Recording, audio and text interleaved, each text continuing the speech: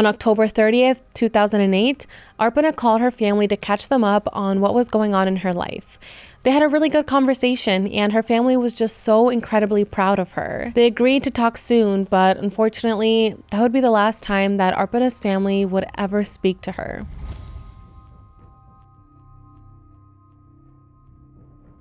Hey everyone, welcome back to What Happened with Jackie Flores. I'm Jackie, and I hope you guys are doing super well.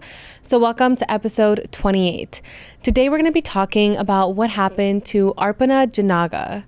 Now, I have never heard of this case before, and I don't know how that's even possible because this is literally one of the most upsetting, disturbing, and just shocking things that I've read about in a long time. Everything that happened from the beginning of the case, to the investigation, to the trial, to the aftermath, it's just all truly shocking. Arpana moved to the United States in hopes of having a better life and a better future, but unfortunately, she was met with death instead. There's actually a lot of information to go over for today's video. The amount of court documents and police reports and witness statements, etc., that we had to go through for this video is insane. So this video is probably going to be pretty long. So with that, let's jump right in and let's talk about what happened to Arpana Jinaga. Arpana Jinaga was born on November 3rd, 1984 in Hyderabad, India. Her father, B.C. Jinaga, was a professor of computer engineering, and her mother, Nirmala Jinaga, was a stay-at-home mom. Arpana had a younger sister named Pavitra, and they were all a very close and loving family. Growing up, Arpana was very creative. She enjoyed singing and writing. She also liked to work out, so she was into gymnastics. Everyone said that she had like a really bubbly personality and that she was really outgoing. She was the type of person to try anything new. Even if she was only going to try this new thing one time, she just wanted to do it just to be able to say that she did it. I will say that while researching this case, I was very inspired by Arpana. The way that she carries herself in her personal life as well as in her professional life is very admirable. She is extremely hardworking, very intelligent, and as we will explore later in this episode, she was just so bold. When she was younger, she competed in an IEEE design hardware competition, and she did so well in this competition that she actually ended up getting a lot of attention from universities and from potential employers. Arpana was really skilled in computer engineering, and she specifically focused on the area in embedded systems. And embedded systems is when you use hardware and software for specific functions. From there, Arpana continued to excel, and she enrolled in university and was also a singer in a band. So she just did everything. In 2005, when Arpana was 21 years old, she competed in a microchip design competition against thousands of people. In this competition, each person got the same design kit, and with her kit, Arpana made a communications jammer. Now, she didn't end up winning the contest, but she did place in the top 20, and that got her even more international attention. People in this profession were becoming aware of Arpana's skills, and in June of 2005, the New Indian Express wrote an article about Arpana called Young Inventors. In this article, she was actually interviewed, and she talked about the love for computers that she had and how she enjoyed using them to innovate things. She also said that her ultimate goal was to later become a professor, just like her dad. Now, her dad was actually the one who encouraged her to further her career, and he recommended that she enroll in Rutgers University, which is located in New Jersey. Arpana decided to take on this new adventure, so she applied for the master's program at Rutgers in electrical and computer engineering. And in December of 2007, she was accepted. She packed up all of her belongings and she moved to New Jersey all by herself, which is so impressive. I mean, moving from India to the US all by yourself must have been so frightening. It's such a culture shock, and being away from your friends, family, and from your home is a lot to adjust to. But Arpana was so excited about this new change and about what her future in the US would look like. A few months after moving to New Jersey, Arpana started a job at EMC, now known as Dell EMC, as a software quality assurance engineer. Arpana was said to be a bright and hardworking employee. The higher-ups knew that she was going to be a rising star at the company, and after only 6 months of working there, in October, she was promoted to lead programmer. In 2008, she was actually transferred to a new office. all the way in Redmond, Washington, which is a suburb just outside of Seattle. And this was a pretty big tech town. It's where Microsoft and Nintendo were formed, so there were a lot of opportunities for Arpana's career to grow there. She moved into apartment 8946, which was located on the 3rd floor of the Valley View Apartments in Redmond. She actually really liked these apartments. She would even send photos to her family of the building, and she would also send them photos of when it would be raining outside. And the way that this building is set up, it kind of resembles a motel. All of the apartments were facing outward, the hallways were open, and there were only 3 floors. I believe each floor only had about 5 to 6 units, so it wasn't a super big complex. But it worked for Arpana, and she quickly started making friends with her neighbors as well as with others in the community. Although people say that this was pretty easy for Arpana, she was just so kind and welcoming that making friends was natural to her. During this time, she bought a Suzuki motorcycle and she began taking classes on how to drive it, which just seems so random, but that's how bold and out there Arpana was. She just loved to try new things. So one day when she saw a woman riding this motorcycle, she said to herself, I'm going to ride one too. She bought her bike and eventually joined the Pacific Northwest Riders, which was a local motorcycle club. So along with being busy at work and the motorcycle club, Arpana also volunteered at the Redmond Fire Department and at an animal shelter in Bellevue. She loved animals, and she would often talk to her friends about opening a place for endangered animals at some point in her life. As I mentioned earlier, she also enjoyed working out, so she was taking Taekwondo classes at the time. Everything just seemed to be going well in Arpana's life. She was happy living in Washington. She loved her job. She was making new friends. She still had a close relationship with her family who were back in India. You know, she hadn't gone to visit them in 2 years, but she would speak to them on the phone basically every single day. On October 30th, 2008, Arpana called her family to catch them up on what was going on in her life. They had a really good conversation, and her family was just so incredibly proud of her. They agreed to talk soon, but unfortunately, that would be the last time that Arpana's family would ever speak to her. Now, the next day was Friday, October 31st, Halloween. Arpana got up in the morning and headed over to work. To celebrate the holiday, Arpana and 3 of her neighbors were going to be hosting a Halloween party at the apartment complex that night. Now, the plan was for them to open their doors and have people filtering in and out of their apartments throughout the night. As I mentioned, this apartment complex resembled a motel. So the hallways were outdoors and there were only 3 floors, which made it easy for people to move around freely. They all had hung up flyers inviting everyone in the complex to join the party, and each unit was going to have a different theme. So for example, one of the neighbors' apartment was going to be decorated as Winter Wonderland, and Arpana's apartment was going to be a haunted forest. So it was going to be a very fun and just relaxing night. At work, Arpana invited a couple of her coworkers to the party, and once her shift ended, she headed over to the store to buy some Halloween decorations. Now, at this time, Arpana was seeing a man named Aaron, who was a part of her motorcycle group. They weren't like officially boyfriend and girlfriend, they were just kind of beginning in the dating stages, and she had invited him to the Halloween party that night, but he actually had plans with his friends, so he wasn't going to make it. Anyways, Arpana leaves work, she buys the Halloween decorations, and then she heads home. When she gets to her apartment, she brings down all of the supplies and she starts decorating the apartment with these different Halloween decorations, and she starts getting ready for the party. Now, since her apartment's theme was a haunted forest, she decided to dress up as Little Red Riding Hood. She put on her costume and then the party began. Over 24 people started trickling into Arpana's apartment, and at around 9 p.m., Arpana and her guests started making their way to the other units. The night seemed to be going well. Everyone was having a good time drinking, eating food, mingling, and just enjoying the spirit of Halloween. Arpana was seen walking around the party with a glass of wine, posing with people for the camera. She just looked like she was having so much fun and just meeting so many new people. The party was full of 20 to 30-year-olds, and they ranged from her neighbors to friends of her neighbors to friends of Arpana. They had set up these tables in the hallways with drinks and food, so it was just a really great party. However, there was an incident. A couple of people saw Arpana getting into an argument with a man at the party. Apparently, this argument was over race-related comments that this man had made to Arpana. We're not sure exactly what he said, but Arpana did not want to let this man ruin her night. So she ended the conversation with him and then continued to enjoy herself. At around midnight, Arpana had everyone come back to her apartment unit to eat some pizza. Then, after eating some food, everyone made their way to the first floor of the building, and that's pretty much where the rest of the party continued. Just before 3 a.m., things finally started to slow down.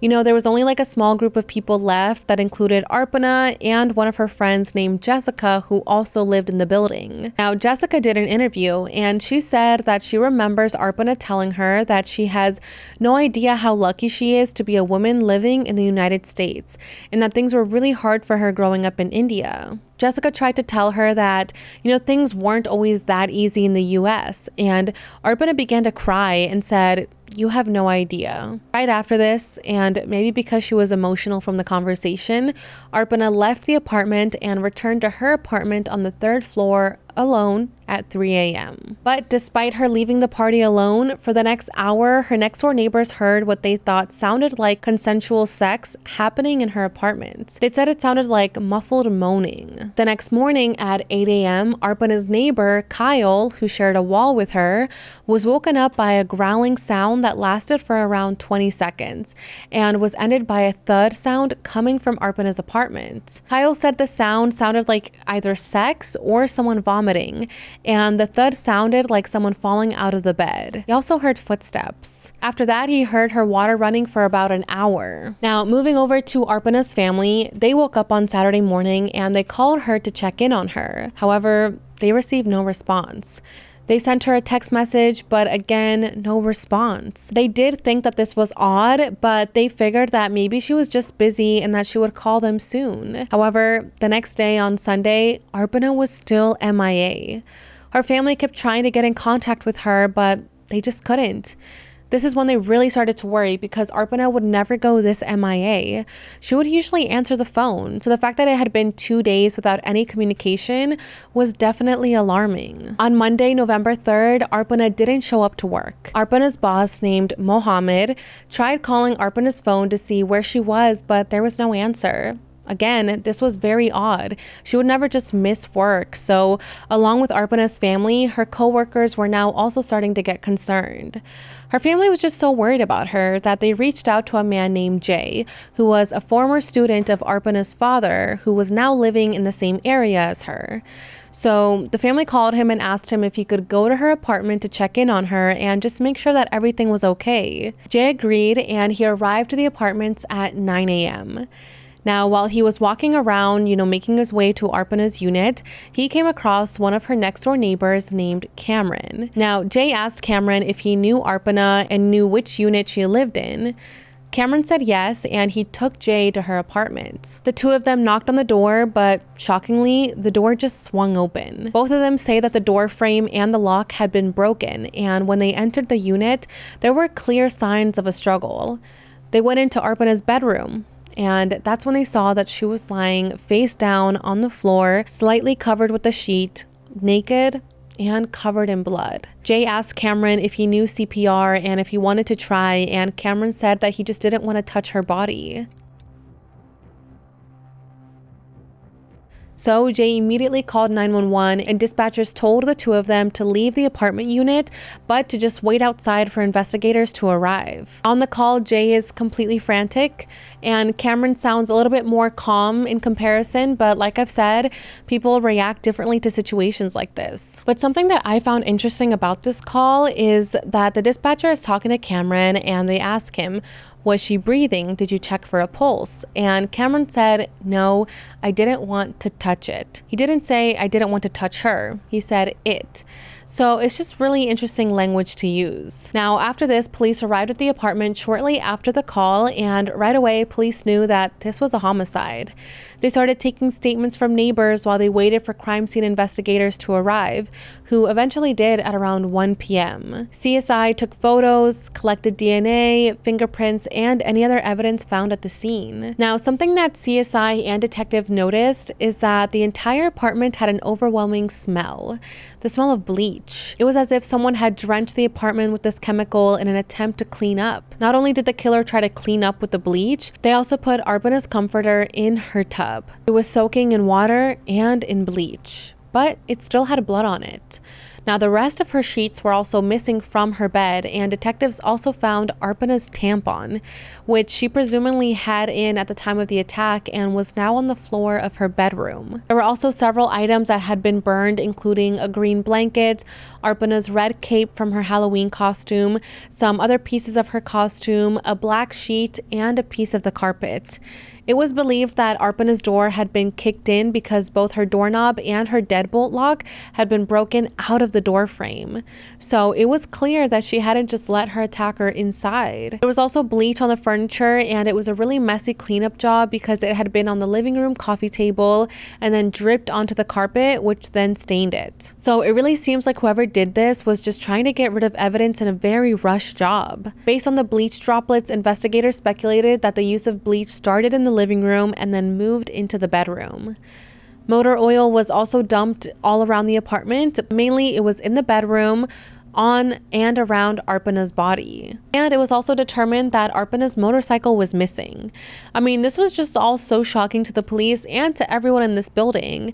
How did this happen? Why did this happen? And who did this to Arpana? That same day, on November 3rd, a Redmond police spokesman named Jim Bove spoke out about the case and said, quote, "There were signs of trauma in the apartment. We have booked it as a case of suspicious death." After this, Arpana's body was taken to the medical examiner's office for an autopsy to be conducted, and this confirmed that Arpana had been raped. But unfortunately, the ME wasn't able to get any DNA from the rape kit. That means the attacker most likely wore a condom. Before her death, she had several blunt force traumas to her head. Several of her teeth had been broken. Arpana had bruises on her stomach, thighs, and on her wrists. Her own underwear had been used as a gag in her mouth, and the attacker had put duct tape over her mouth.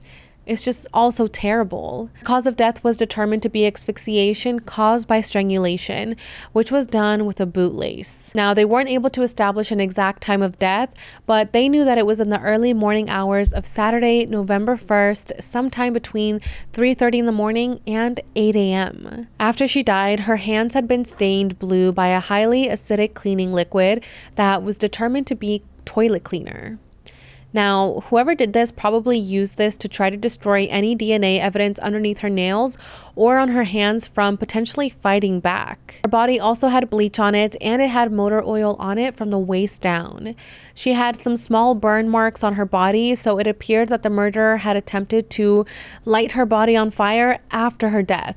But they weren't able to because motor oil isn't flammable. So police were on the lookout for Arpana's motorcycle, but they actually found it quickly at a repair shop, and it turned out that Arpana had brought it there herself days before her murder. On November 5th, investigators looked into the apartment building's dumpster, and they found a plastic bag that had a bottle of Castrol motorcycle oil inside of it. Also in the bag was the rest of Arpana's Halloween costume, a blood-stained bathrobe, and Arpana's bed sheets. So her killer clearly went to extreme lengths to make sure that he wouldn't get caught and that all of the evidence was gone. So everything from Arpana's apartments and the dumpster items were sent to the Washington State Crime Lab. But because of the number of items, the lab estimated that it was going to take weeks or months to test everything. So in the meantime, detectives continued with the investigation and determined that the murderer had taken Arpana's ID, her BlackBerry phone, and her digital camera, which confused a lot of people.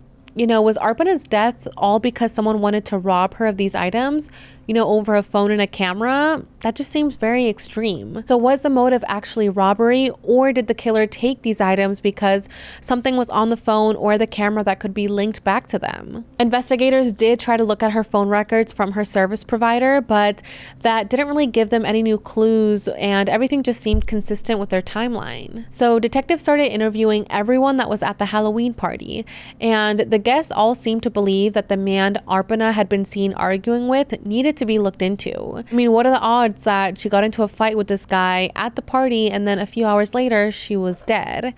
So it definitely seems suspicious, but investigators say that they didn't think that the argument would have led to a crime as brutal and as violent as this. Now, partygoers also mentioned this guy named Neil, who didn't live in the building but was there the night of the party. Now, everyone says that they found him just like really off-putting in an annoying way. And what was weird was that Neil had walked home from the party that night, which would have been like a multiple hour-long walk. So his behavior that night was just a little bit weird, and detectives did look into him, but he had an alibi because he was seen walking home many miles away from the party on a convenience store camera. And his family also confirmed that he did return home and that he stayed home all night. So in the end, Neil was cleared. The next door neighbors, Cameron, the one who found her body, and Kyle, the one who heard the growling sounds, told investigators about what they experienced that night. I also find it interesting that neighbors both heard sounds from her apartment, but they didn't hear the door getting broken down. You know, they were able to hear her growling and they were able to hear the water running, but I'm just so confused as how they didn't hear someone like literally break a door down, like break the lock, break the frame, break the deadbolt. It's just really odd. Also, they didn't hear her put up a fight or yell, ask for help, nothing. Now, we already know what Kyle heard the morning of the murder, so let's move over to Cameron. Witnesses state that Cameron had shown up to the party later in the night because he was at another party earlier. And they also said that he was pretty rowdy that night. He had a bunch of the party guests come to his apartment to take vodka shots, and people said that he was pretty drunk. Police interviewed him about 4 times, and they also got a warrant to check his apartment and his car. Now, I think the reason they did this was because he was Arpana's neighbor. You know, he was at the party, and he was the one who discovered her body. So, of course, police wanted to look into him a little bit more. When questioned, he told police that he had fallen asleep on his couch the night of the party, and he was woken up to sex sounds coming from Arpana's apartment at around 3 a.m. And he knows that this happened at around 3 o'clock in the morning because at this time he also texted his ex saying, yo. Now, he also said that he called Arpana at 10 a.m. the next morning on Saturday, but that was it. However, investigators knew that this was a lie. They had already looked at Arpana's phone records at the time, so they already knew that Cameron had called her more than once. So why was he saying that he only called her one time at 10 a.m.? They asked him if they could look at his phone, and Cameron just handed it over. They pulled up his call log and they were like, you called Arpana once at 2:56 in the morning and then once at 3:02 in the morning. Cameron said, oh crap, and then just said that he couldn't remember why he called Arpana. He was also asked if he went to Arpana's apartment after making those phone calls, and he said, I don't think so. Now, he just seemed not very confident in his answer, especially after he was caught slipping once already about the calls. So the day after the Halloween party on Saturday, Cameron said that he woke up at around 10 a.m. However, investigators found printed out maps for pawn shops in his car, and the timestamp for when these maps were printed out was 10 a.m. So how did he wake up at 10 a.m. if these maps were printed at 10 a.m.? Also, why was he looking to go to a pawn shop? It's just a bit odd since Arpana's camera and her phone were missing, which are items that you would take to a pawn shop. So after finding those maps, detectives started to check online to see if Arpana's phone and her camera would be posted on, any online website, but they actually never went to visit any of the pawn shops on Cameron's list or interviewed any of the employees if they saw Cameron or if he tried to sell them anything, which I feel like that could have been like a huge piece of evidence in this case. If he was looking for pawn shops and maybe he was the one that took her phone and her camera, they could have gone to the pawn shop and asked, did you just get a BlackBerry or did you get a camera? But it's crazy that they didn't look into it more. Now, going back to Cameron's timeline, Cameron said that after he woke up, he went to Denny's and had breakfast. After that, he actually drove 2 hours to the Canadian border, but he wasn't let through because he didn't have a passport with him. When asked about it, he just said that he was in the mood to explore and that taking long drives was normal for him. However, Canadian officials said that he tried to, quote, blow through the border gates. Investigators talked to his friends and family, and they all confirmed that Cameron would regularly go on aimless long drives, but still, why did he have to go to Canada that specific day? So later that day, he says that he went to a party, and witnesses there said that he arrived with a limp, and that he also got into a fight with someone at the party. When asked about his limp, he said that he got it from the fight. But witnesses say that he already arrived there with the limp. So how is it possible that he arrived there with the limp, but then is blaming it on a fight that happened during the party? Now, the first interview that detectives did on Cameron, he was able to leave the interview without having to give them his phone. And apparently between that interview and the next one that they did, detectives noticed that a lot of stuff had been deleted off of Cameron's phone. However, police are able to get records for that kind of stuff, so it's not clear if he actually deleted anything incriminating to this case or if he just deleted like random stuff off his phone. Now, after speaking to Cameron, detectives continued with the investigation and they reached out to other witnesses. One neighbor named Jeffrey told investigators that he was coming home from work at 3 a.m. the night of the murder, and he said that he saw a man between 5'11" and 6'3" with olive skin, face double, that was wearing an orange fleece jacket, standing in Arpana's doorway at 3 a.m., talking to someone inside the apartment. But as we know, Arpana's door was broken down, so it's hard to know if those two are connected. Also, this neighbor must have known people who lived in the building, so it's odd to me that they couldn't tell who this man was. Now, what's weird about this description is that Cameron actually matches the description of this man. So from there, people felt like he was the prime suspect. I mean, he lived next door, he was at the party, he found her body, his description matches the man seen talking to Arpana. It just all seemed like it led back to him. Now, again, I just want to emphasize that this neighbor didn't identify Cameron as the olive-skinned man, and you know, they were neighbors, so I feel like he would have known if that was exactly Cameron. But this witness just says, like, I can't tell you exactly who this guy is, I can just tell you that he had olive skin, he had face double, etc. Now, even though people felt like Cameron was responsible for this, or at least just suspicious, detectives needed to follow every and all leads before making any arrest. So they went back to the drawing board, and it was discovered that Arpana or someone else was up and using her computer at 3:29 in the morning. In January 2009, the investigation still hadn't turned up any suspects, but investigators still said that they were optimistic because they were still waiting on the labs to come back with the DNA. Lieutenant Doug Shepard told the media that it was still very early in their investigation and that this case was still the #1 priority of the police division. Investigators were kind of stumped as to what the motive was for this case. Lieutenant Shepard said that Arpana did not make any enemies, just friends, and that she had a lot of friends.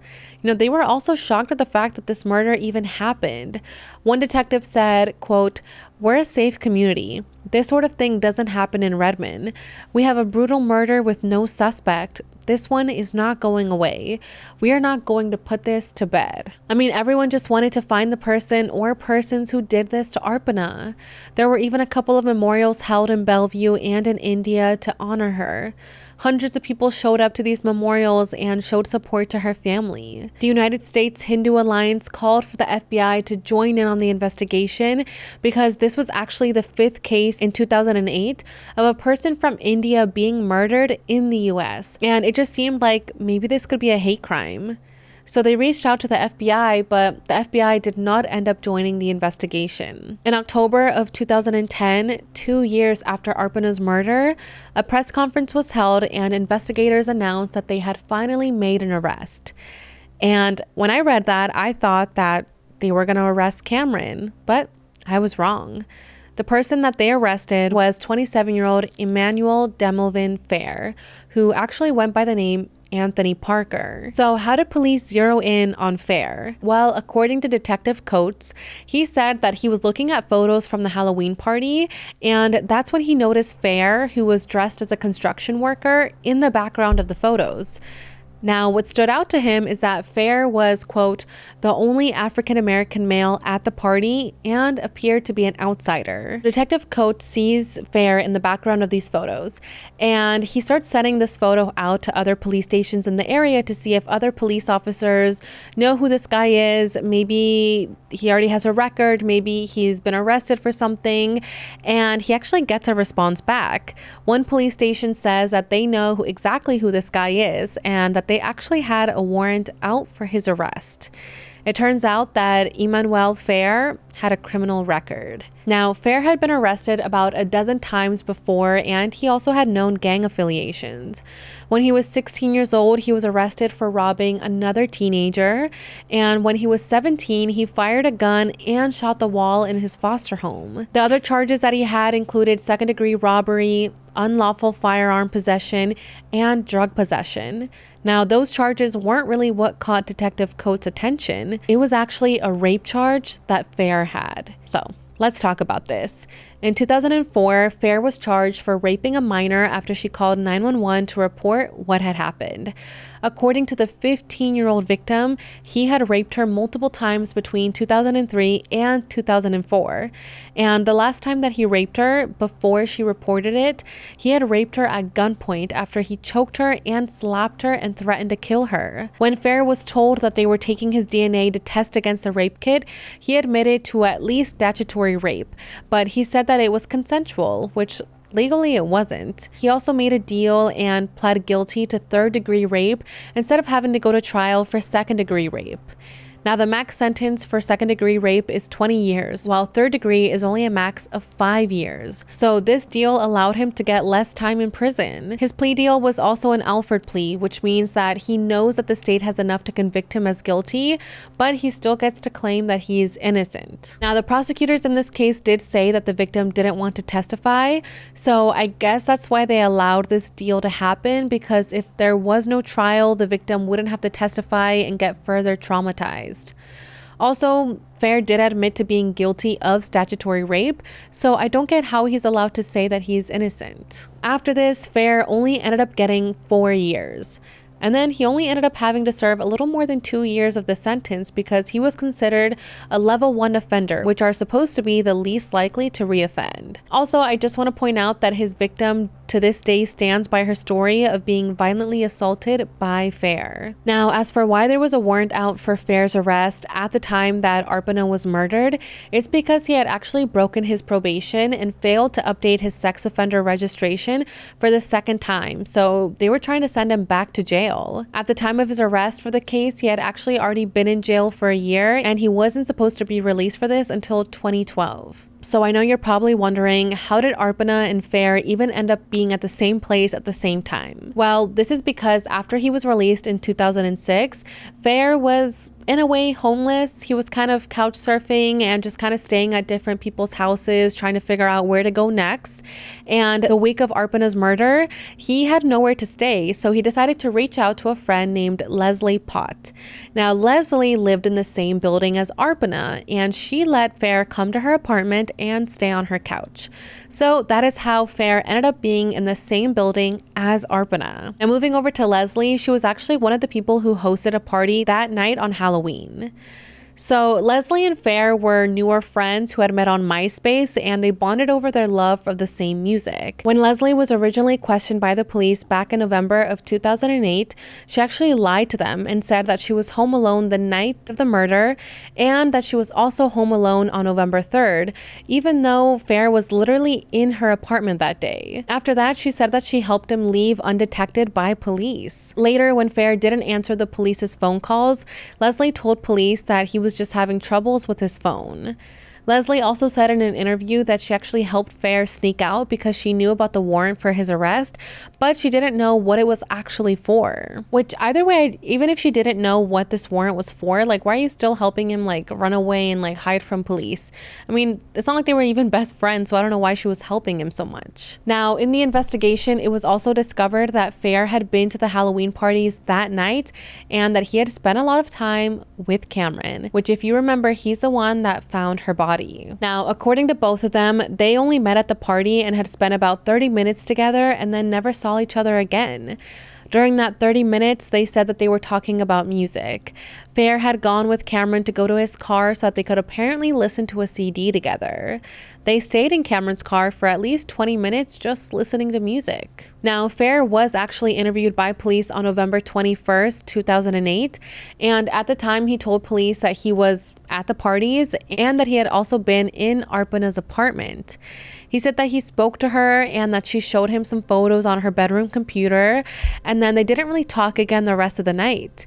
He ate some pizza in her apartment, and he also used her bathroom. So Fair had become a suspect because of his record, but at the time, investigators didn't have enough evidence to actually tie him to Arpana's murder until they got back all the DNA results. Prosecutors confirmed to the public that Fair's DNA was found at the crime scene and on Arpana, including on the duct tape on her mouth, on Arpana's neck, and mixed in with the blood that was on her robe found in the dumpster. Fair was interviewed multiple times, and there were some inconsistencies in his story. He said that he had gone back to Leslie's apartment at 1 a.m. and then went to sleep until 10 a.m. on Saturday. However, his phone records were looked into, and he made over 20 calls between 2 and 5 a.m. to 3 different women, including to Leslie. And if they were both staying at her apartment, why would he need to call her? It also proved that he wasn't asleep during those hours. He also called a sex worker that night who said she didn't go and meet him, but that's all she said. So Leslie had gone to sleep already around midnight, and she said that she didn't hear Fair come in.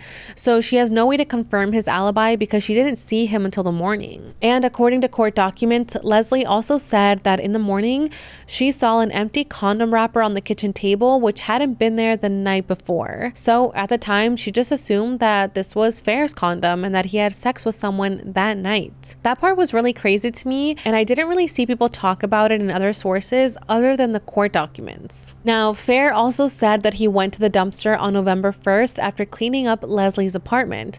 And again, if you guys remember, there was a lot of evidence from the murder found in the dumpster. Now, let's talk about all the DNA that was found because it wasn't just Fair's. And if that's at all confusing, just to explain how DNA works, there's a lot of touch DNA on everyone and on everything. So for example, if you touch someone and then you touch something in your bedroom, there's a likely chance that that person's DNA would end up in your bedroom, even if they had never even been in that room their entire life.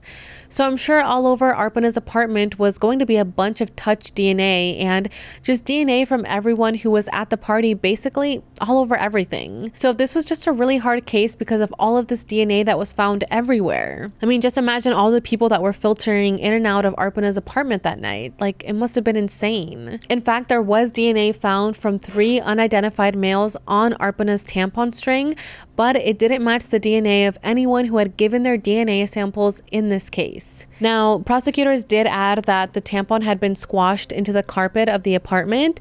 So they're like, the DNA could have come from the carpet, the DNA could have come from the person who made the tampon. I mean, as I mentioned, there was just DNA all over the place. So just because, you know, these 3 unidentified males' DNA was found on the tampon didn't mean that they had actually like touched it. Now, the bootlace had been soaked in motor oil, and the only person's DNA that was found on it was another Valley View resident named Josiah, and he actually wasn't even at the party that night, and he had a solid alibi. The only DNA found on Arpana's body was found on her neck, but that DNA was trace DNA, meaning it was really small. Considering how her body was covered in bleach, it does seem significant that that was the only DNA that they were able to find. You know, maybe the bleach did get rid of a lot of DNA that could have been helpful to, you know, track down the killer. Now, let's talk about the tape that was found on Arpana's mouth. It had strands of her hair on it, as well as the small elastic that lace underwear has, as well as a lot of Fair's DNA, meaning that it couldn't be transfer DNA, and he really did touch this piece of tape. Investigators also believed that Arpana was wearing her robe when she was attacked. So that's why the DNA that was actually mixed into her blood on the robe is such a big focus. You know, it's not like someone cut themselves and that's how the blood ended up on the robe. Like, Arpana's blood and Fair's DNA were mixed in together. Fair's DNA was also found on some toilet paper, but that was more assumed to be from him just being at the party. Now, going back to Cameron, the neighbor, his DNA was on the motor oil can, and it was the amount of DNA that meant that Cameron touched it or sneezed on it. When Cameron was asked about it, he couldn't explain why his DNA was on it. You know, he never said, oh, I moved the can when I went to go get paper towels during the party, or just kind of give an explanation as to why his DNA would be on there. It was also noted by the forensic DNA analysts in this case that the DNA pointed to Fair committing the crime, and the DNA evidence against Cameron showed that he might have been a part of the cleanup. So she did suggest that maybe Cameron heard what was happening and went over. But did he go over to help Fair clean up the crime scene? I mean, they had just met that night, so it's not like they were like best friends. So if he did just happen to run in and see Fair committing this crime, why would he willingly help him cover up the scene? If he had been threatened, maybe Fair was like, help me clean up or I'll kill you, why wouldn't he just tell the police that now? Or what a lot of people think is that maybe Cameron and Fair did this together. Maybe Fair was the one who killed her and Cameron was in charge of the cleanup. So that is pretty much how Fair was connected to the case.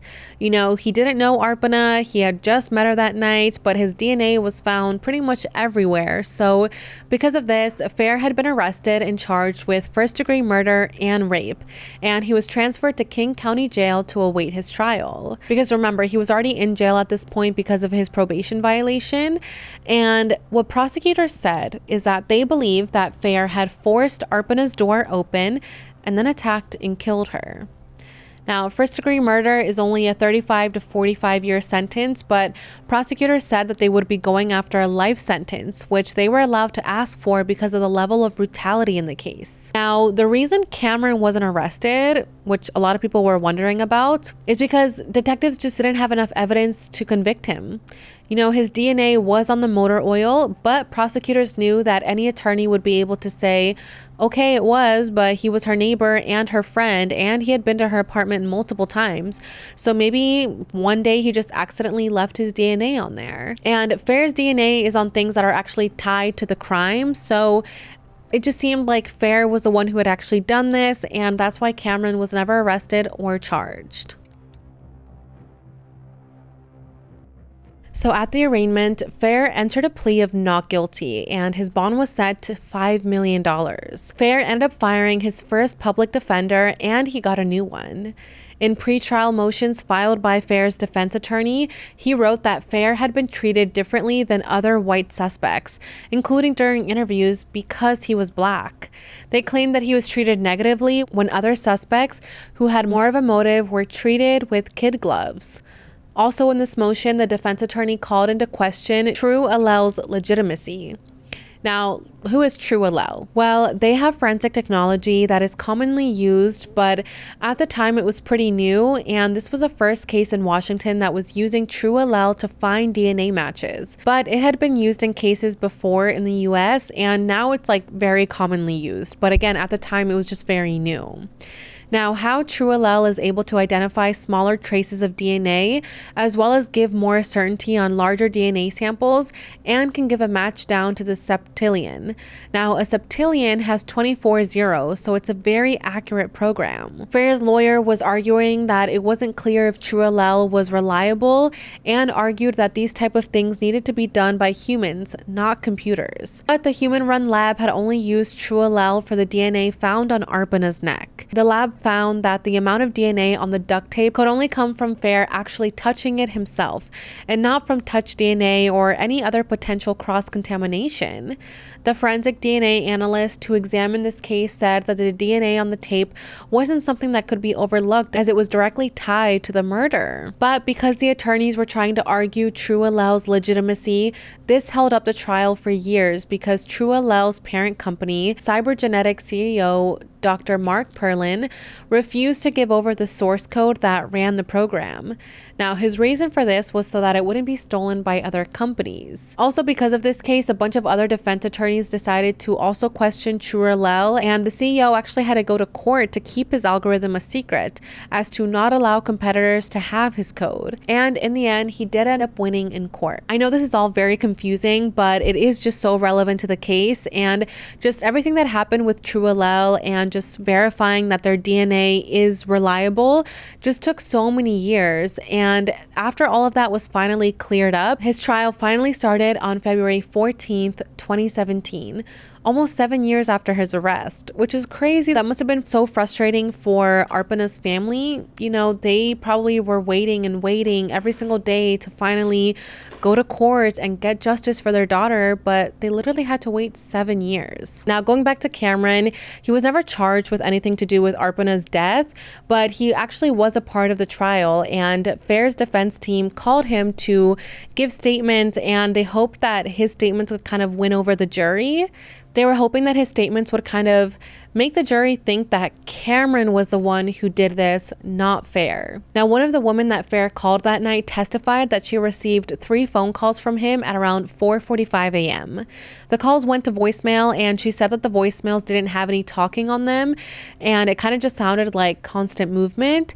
So some people assume that these calls could have been like butt dials, like maybe Fair was sleeping and his phone just was in his pockets and accidentally dialed these people. He was partying and stuff, so maybe it just accidentally happened. The defense team really tried to make it seem like Cameron was the one that did this, and they actually had one female neighbor testify saying that Cameron liked to wrestle, and one time when they wrestled, she was pinned to the ground and he tried to kiss her, even though she made it clear that she didn't want to kiss him. At the trial, prosecutors said that Cameron might have been an accomplice in this case, but that any evidence pointing to him does not exonerate Fair, and that Cameron should be characterized as an uncharged accomplice.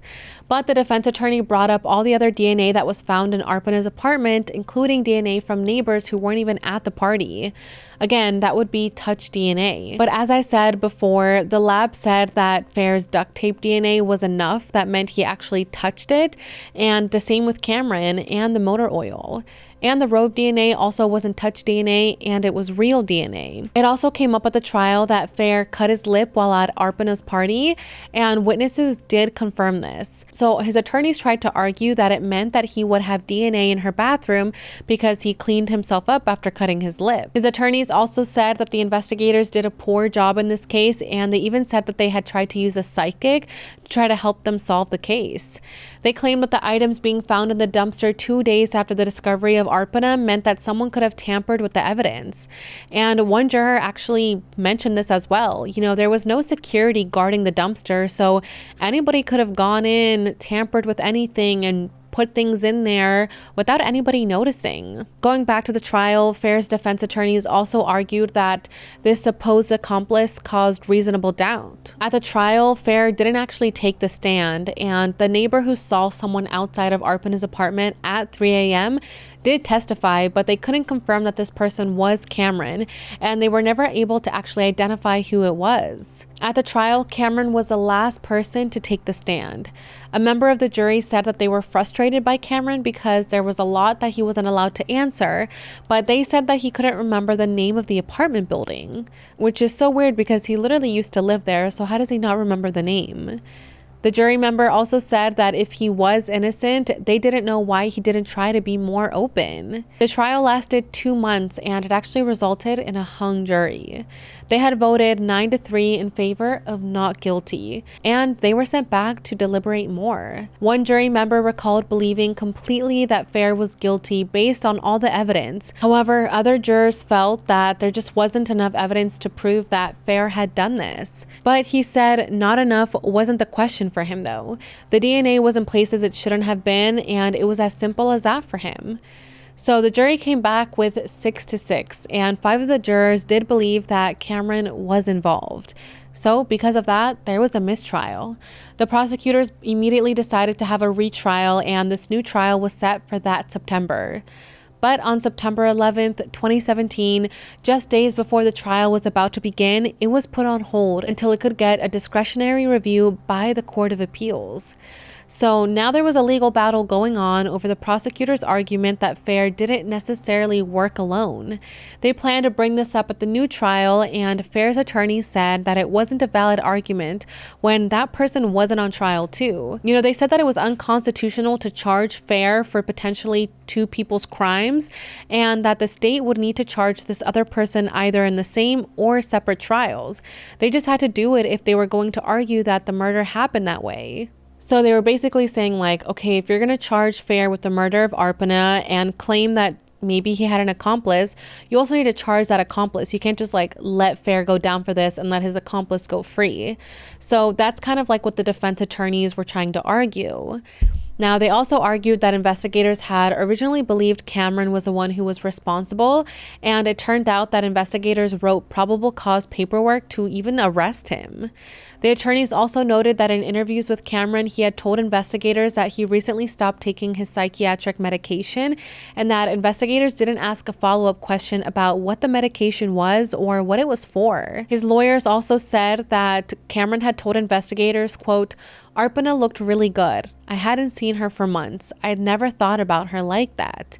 They also said that he was sexually attracted to Arpana and that he was hoping that they would hook up. So at the end of all of this, the judge ruled that Cameron couldn't be called an uncharged accomplice if he wasn't going to be charged.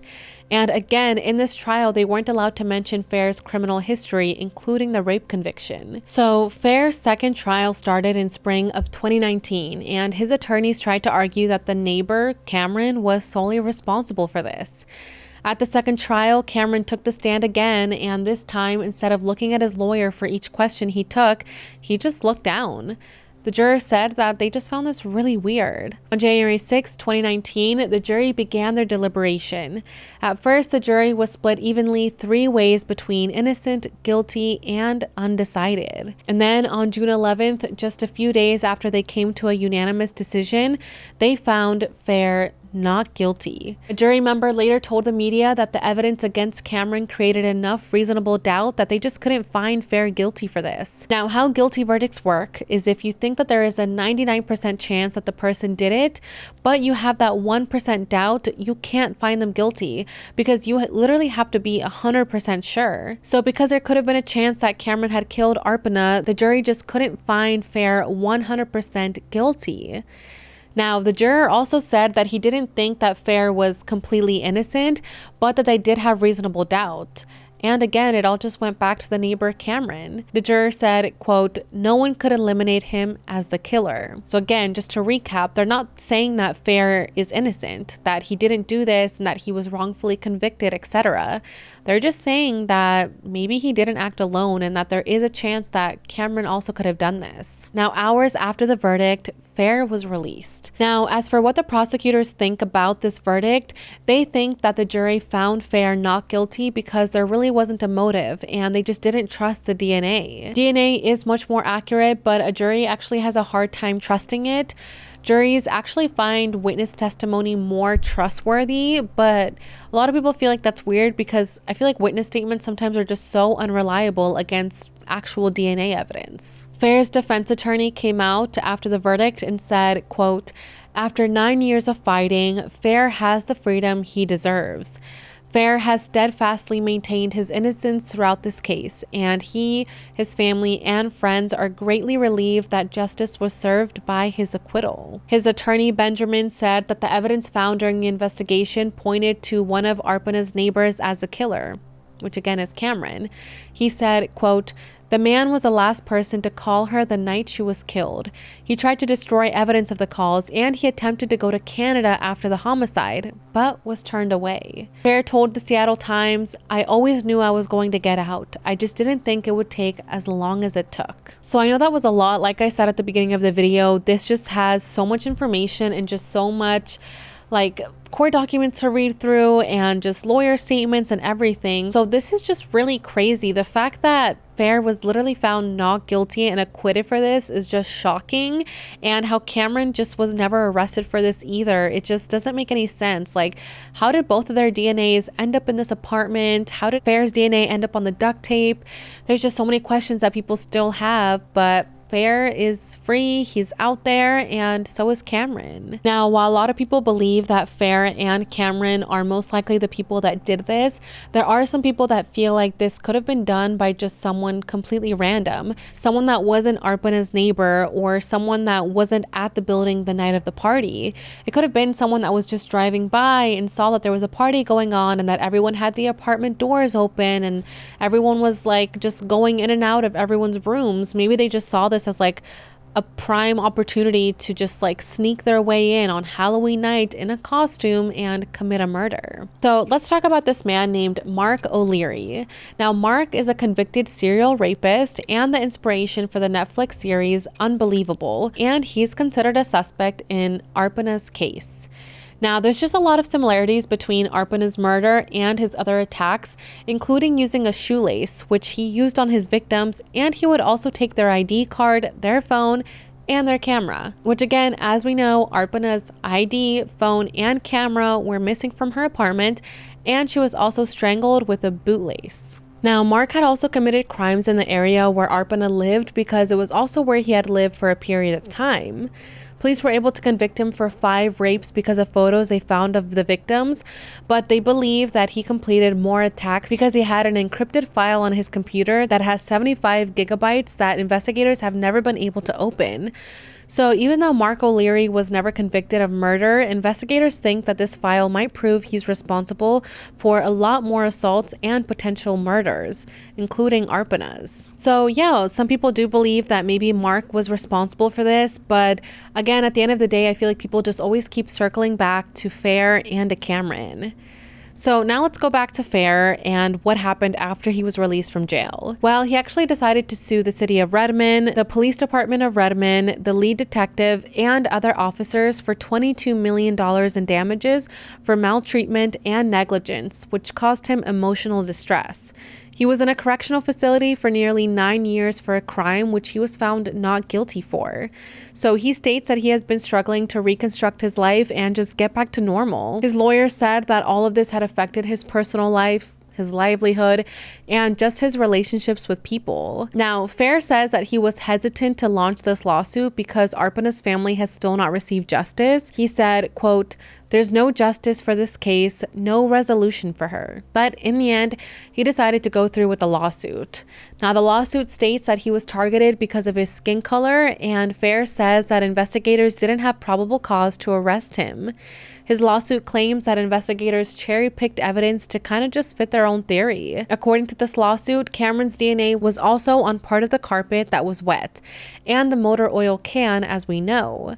They also allege that a lighter was found in Cameron's apartment with the sticky substance on it, but that investigators never collected it. And if you guys remember, there was a bunch of oil in the apartment and burn marks on her body, so there was a lighter found in Cameron's room. It's just a little bit suspicious. Fair also alleged that Cameron was allowed to have the camera turned off during parts of his interview with police, but that he wasn't allowed to. The camera had to be on, so he just feels like he was just treated so differently. The lawsuit also says that the lead detective on the case, Brian Coates, had never handled a complex homicide before. Now, since this happened, Brian Coates has become captain of the police department, but Fair just feels like he doesn't really know what he's doing. In 2021, a podcast series called Suspect, hosted by journalists Matthew Scher and Eric Benson, was created, and it investigates Arpana's case as well as dives deep into Fair's trial. On the Suspect podcast, they talk about a quote that Brian had said at the start of the investigation, and it was regarding whether or not Fair's previous criminal history had anything to do with them zeroing in on him and finding him to be the suspect.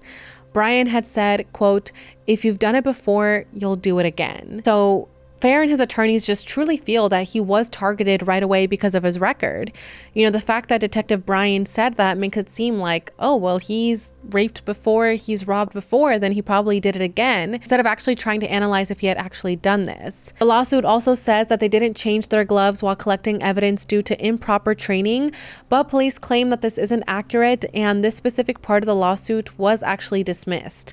The lawsuit also states that DNA from another resident at Arpana's apartment complex at the time was, quote, found on the shoelace believed to have strangled Jinaga. She had been part of a local motorcycle group, and police records show that 2 members of the group had a history of sexual crimes, and one had been sexually harassing her, end quote.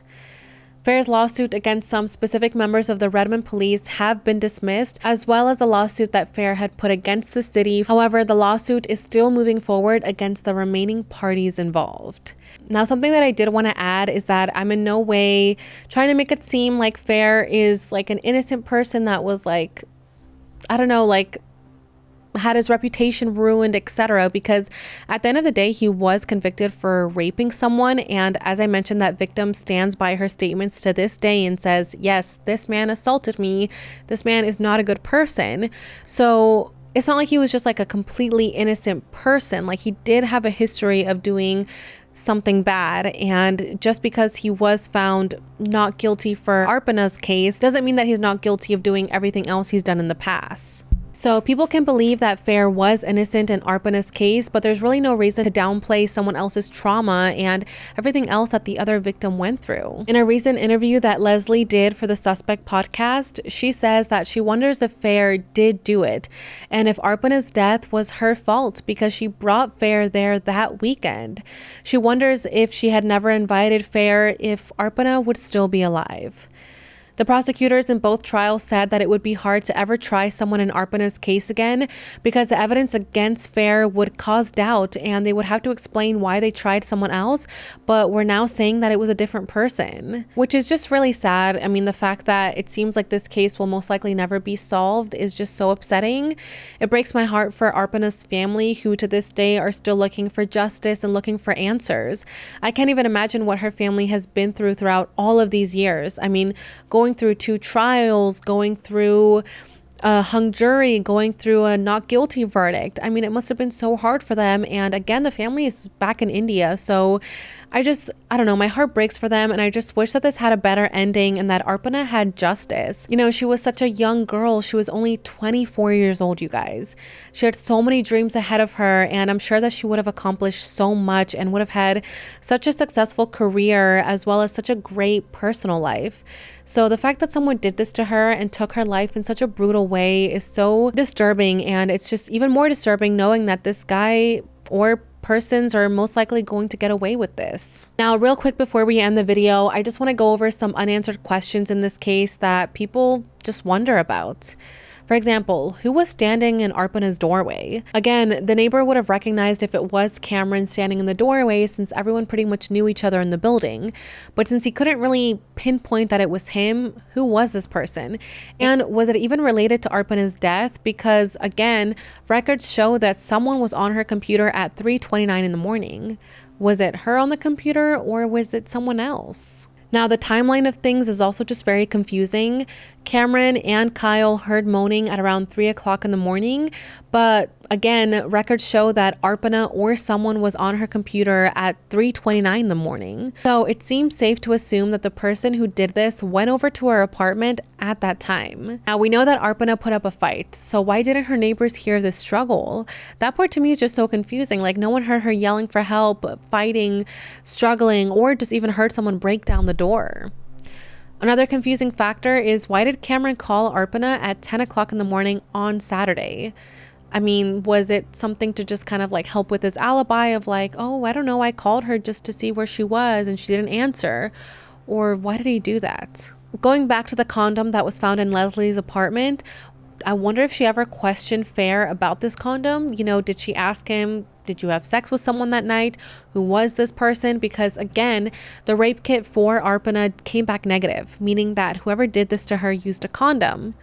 Well, there was a condom wrapper found where Fair was staying, so it just seems like that might have some type of connection. To this day, Arpana's ID, phone, and camera have never been found. Who took the items and where are they now? And why did they take them? A lot of people feel like maybe there were text messages on there that could have been incriminating, or maybe on the camera she had been taking photos that night of the Halloween party. Maybe she took a selfie with the killer and she didn't even know it was her killer. So that could be why these items were stolen. As for what happened to Arpana's body, her body was flown back to India on November 9th. Jay, who was the family friend that found her body, accompanied her body and brought it back to her family. Arpana's dad had gotten an emergency visa from the U.S. consulate in Chennai, but decided against going to the U.S. after Jay assured him that he'll bring Arpana home. On November 10th, Arpana's body was brought to a community center in OU Colony, where her parents lived. The community center had put together a touching display of her photographs depicting her life and all the awards that she had won over the years. After her friends and family had paid their respects, Arpana's body was taken to a burial ground near Whisper Valley, Jubilee Hills, and laid to rest. Arpana's sister, Pavitra, has followed in Arpana's footsteps and became a computer engineer herself. Arpana's family was reassured by U.S. authorities that her killer would be caught, but after 15 years, the case still remains unsolved. When asked to express his feelings, Arpana's dad said that the only thing he knows is that his daughter is now gone from his life forever. But all right, you guys, that is pretty much all the information I have for today's video. As I mentioned, I wish that this had a better ending, and I just wish that there was some type of justice for Arpana. But all we can do is continue to share the story, spread awareness, and just hope that someday she does get justice. Thank you guys so much for being here and for taking the time to listen to what happened to Arpana. If you're watching this on YouTube, make sure to leave me a comment down below so I can see your thoughts on this case. And if there's ever any other cases you would like me to cover, also leave me a comment under my YouTube video or send me a message on Instagram. Don't forget to follow, rate, and review What Happened wherever you get your podcasts, and subscribe to my channel, True Crime Jackie, on YouTube for full video episodes. You can also find me on Instagram and on TikTok at True Crime Jackie. Bye guys!